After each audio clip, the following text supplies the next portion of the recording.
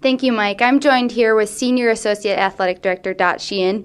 Dot, talk to us about Operation Hat Trick. I know it was founded in 2008 and it's come a long way. Talk about that with us. Yeah, I'm the founder of Operation Hat Trick, and people probably have heard me tell this a million times, but I reacted to a story on a Boston radio station where they talked about, they had a question, what's the one thing head wounded soldiers want the most coming back from Iraq and Afghanistan? And the answer was a baseball cap. So, in the middle of the night, I thought, okay, what's so popular at UNH? And it's hockey, so came up with Operation Hat Trick. And for the first couple of years, it was very local, right here in Durham, different design, different program altogether. And I was told by somebody at Notre Dame we should bring it national.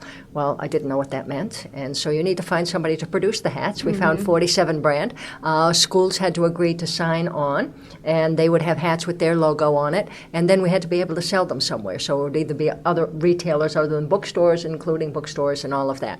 And last January, we went national.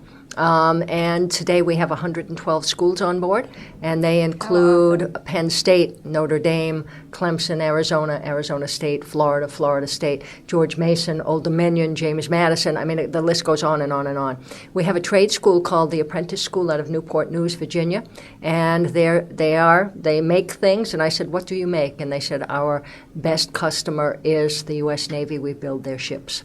So clearly, that's great. We dedicated the program to Nate Hardy. He is the son of one of our professors and his wife here at UNH, and Mike Koch, who went to Penn State for a while.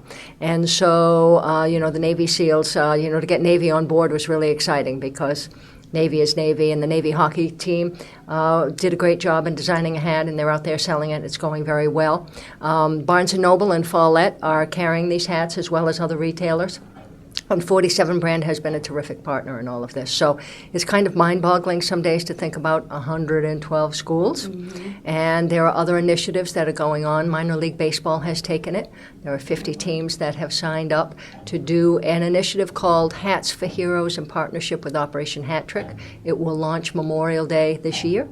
Lids is taking it in 30 different markets. They'll launch it Memorial Day this year, and it looks like college baseball may take it as their charity. College softball is considering it, and so I'm talking to the AHL next week. It's just like, woo, you don't know where the end of this is. And it's safe to say that it's spread quite a bit since 2008, to say the least. Safe to say that, yes. The good news is, schools get a royalty for the use of their logo. And we added an additional royalty, and that money is donated to help the recovery, education, and future employment of veterans and service members. We go to Walter Reed at Bethesda every year. It'll be our 5th trip. And if you could see some of the injuries, you would say, oh boy, if this helps at all. And you think they have everything they need, well, they just don't. They just don't. I'm sure. And you guys have recently added the Northeast Passage Fund. Talk a little bit more about that. Yes, this is new, and we want to give back. There are some events and some fundraising things that are going on in New Hampshire that people want to give back to Operation Hat Trick, which we think is fabulous. And quite frankly, they wanted that money to stay in New Hampshire. So besides the national sale of hats, which goes to nationwide organizations, there's some money being raised in New Hampshire. And so we want to give back we have some amputees and some service members who have either post-traumatic stress or traumatic brain injury as students here.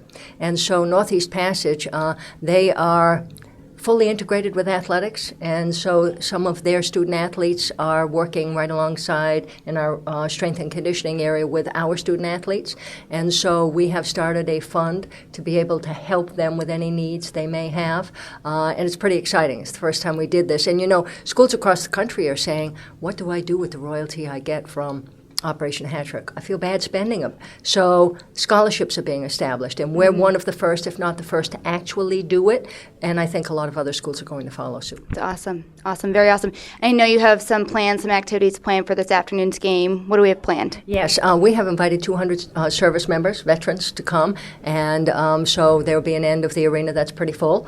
We always have a color guard that has all 5 branches of the military, and then we have a young woman who's in the Northeast Passage program.